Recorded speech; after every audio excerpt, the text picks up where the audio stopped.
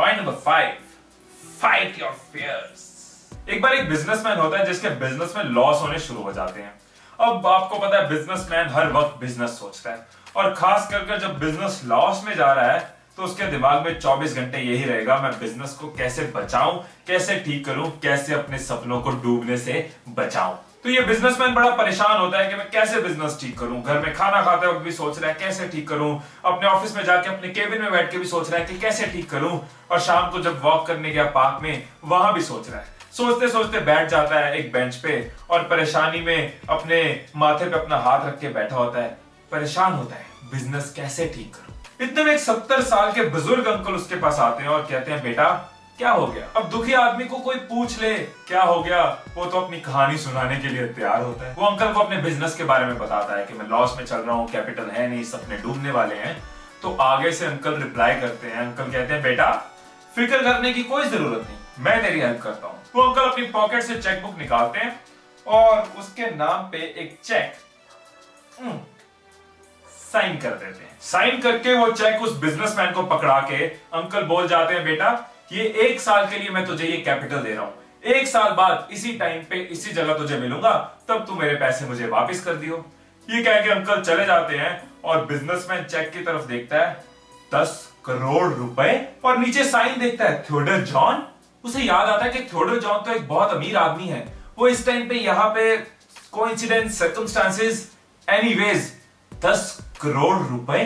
10 करोड़ मिलते ही उस बिजनेसमैन में एक नई एनर्जी आ जाती है। वो अपने ऑफिस में जाता है पूरे एंथुसियाज्म के साथ अपने एम्प्लॉइज को बताने के लिए कि अब हम अपना बिजनेस ठीक कर लेंगे, अब अपने सपनों को डूबने से बचा लेंगे। एक नई मोटिवेशन, एक नई एनर्जी, एक नया कॉन्फिडेंस, एक नया एंथुसियाज्म उसके अंदर आ जाता है। और जब वो प्लानिंग बनानी शुरू करता है तो एक और थॉट उसके दिमाग में आता है। वो अपने ऑफिस की लॉकर खोलता है और चेक लॉकर के अंदर रख देता है। वो सोच लेता है कि अब मेरे पास 10 करोड़ रुपए का बैकअप है, अब मैं एक बार पूरी तरह रिस्क लेके देखूं। अब मुझे किसी बात का डर नहीं है। क्यों? क्योंकि मेरे पास 10 करोड़ है। मैं प्रिपेयर्ड हूं हर सिचुएशन के लिए। क्यों? क्योंकि मेरे पास 10 करोड़ है। क्योंकि मैं प्रिपेयर्ड हूं, मुझे डर नहीं है। और क्योंकि उसमें डर नहीं होता, उसमें एक नया कॉन्फिडेंस आ जाता है। सो उस चेक को लॉकर में रखते हुए उसी दिन से पूरे कॉन्फिडेंस के साथ अपना बिजनेस करना शुरू कर देता है। Wheeling and dealing, buying and selling, trading and purchasing, एक नया एंथुसियाज्म, एक नया जोश, एक नई एनर्जी, एक नई मोटिवेशन, एक नया कॉन्फिडेंस। कुछ ही महीनों में बिजनेस ठीक होना शुरू हो जाता है। 6-7 महीनों में बिजनेस और बेटर हो जाता है। 1 साल पूरा होने तक बिजनेस पहले से भी बेटर हो जाता है।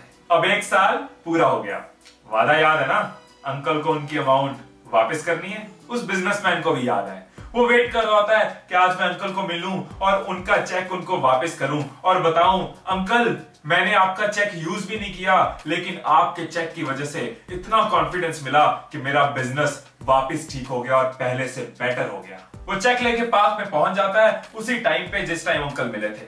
सामने से देखता है अंकल आ रहे होते हैं। वो एक्साइटेड होता है कि अंकल को पूरी बात बताऊं। वो नोटिस करता है कि अंकल उसकी तरफ आ रहे हैं और अचानक देखता है कि अंकल के पीछे एक व्हाइट कपड़ों में लेडी भागे भागे आ रही है, भागे भागे आ रही है और पीछे से अंकल को पकड़ती है, सांस भरती है, कहती है, हाय आज फिर इस बुड्ढे को पकड़ लिया, ये ना पागल है, ये पीछे हमारा मेंटल हॉस्पिटल है, उसका पेशेंट है और अपने आप को थियोडर जॉन कहता रहता है और लोगों को चेक साइन करके देता रहता है, पागल जा। अब सोचो बिजनेसमैन के माइंड में क्या चल रहा होगा कि यार ये अंकल भी फेक थे और ये चेक भी फेक था। अगर ये चेक मैं बैंक में लेके जाता तो बैंक वाले इसको फाड़ के कहते पागल। लेकिन उस चेक की वजह से क्या हुआ, उसका डर खत्म हुआ। डर खत्म हुआ तो उसको कॉन्फिडेंस मिला, कॉन्फिडेंस मिला तो उसने वंडर्स करके दिखाए। सो जब आप प्रिपेयर्ड होते हो तो आपको डर नहीं लगता, और जब आपको डर नहीं लगता तो आप में कॉन्फिडेंस आ जाता है। अगर एग्जाम्स के लिए आप प्रिपेयर्ड हो तो आपको एग्जाम से डर नहीं लगेगा, और जब डर नहीं लगेगा तो आप कॉन्फिडेंस के साथ एग्जाम देने जाओगे। अगर आप अपनी जॉब की स्किल्स के लिए प्रिपेयर्ड हो तो जॉब में आपका कॉन्फिडेंस नजर आएगा। और अगर आप क्लाइंट को मिलने से पहले प्रेपरेशन करके जा रहे हो तो आपकी सेल्स पिच में भी कॉन्फिडेंस नजर आएगा। मैं बहुत बार कॉलेजेस में जाता हूं प्लेसमेंट्स के लिए, एम्प्लॉइज को हायर करने के लिए। तो कॉलेजेस में बहुत अलग अलग एक्सपीरियंस होते हैं, उनमें से 1-2 एक्सपीरियंस मैं आपके साथ शेयर करता हूं। एक बार एक कॉलेज में मैं एमबीए स्टूडेंट्स का इंटरव्यू ले रहा था। तो फर्स्ट फ्लोर पे मैं इंटरव्यू ले रहा था, ग्राउंड फ्लोर पे लंच करके हटे थे, सबने लंच ग्राउंड फ्लोर पे किया था। फर्स्ट फ्लोर में लंच के बाद जो पहला कैंडिडेट आया जैसे कैंडिडेट आके मेरे सामने बैठा, मैंने थोड़ा कूल डाउन करने के लिए एक क्वेश्चन पूछ लिया। मैंने कहा हाउ वाज योर लंच, और आगे से मुझे रिप्लाई मिला। मैंने कहा दोबारा पूछ लेते हैं। मैंने कहा हाउ वाज योर लंच, और आगे से वो कैंडिडेट कहता है नीचे सर, नीचे। मैं सोच रहा था कि मैंने ये नहीं पूछा लंच कहां है, हो सकता है मेरे बोलने में प्रॉब्लम हो, स्पीकिंग प्रॉब्लम, कोई बात नहीं मैं दोबारा पूछ लेता हूं। मैंने तोड़ तोड़ के बोला हाउ वाज योर लंच। उसने फिर नोट किया। मैंने कहा मैं भी नहीं हारूंगा, मैं एक और बार समझाने की कोशिश करता हूं। मैंने लिटरली एक्शंस करके पूछा हाउ वाज योर लंच, और वो आगे से रिप्लाई करता है राजमा सर, राजमा। अब ये तो हो नहीं सकता कि एक एमबीए स्टूडेंट को हाउ वाज योर लंच समझ ना आया हो। उसने 10th भी की, 12th भी की, ग्रेजुएशन भी की, पोस्ट ग्रेजुएशन भी कर ली।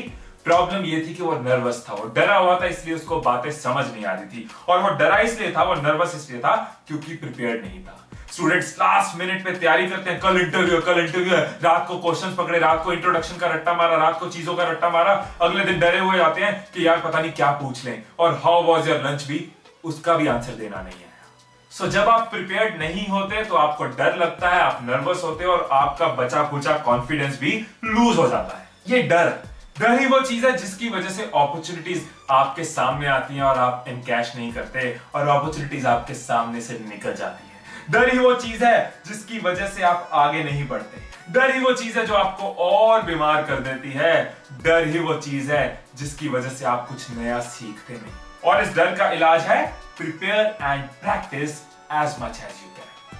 क्योंकि हर कॉन्फिडेंट सिंगर के पीछे रियाज होता है, हर कॉन्फिडेंट प्लेयर के पीछे प्रैक्टिस होती है, हर कॉन्फिडेंट स्टूडेंट के पीछे हार्ड वर्क होता है। समुंदर में फना होना तो किस्मत का खेल है, जो मरते हैं किनारों पर मुझे दुख उन पे आता है। Point number 6, accept your weakness. कुछ टाइम पहले मुझे डाइजेशन की प्रॉब्लम हुई, तो एंडोस्कोपी की रिपोर्ट से पता चला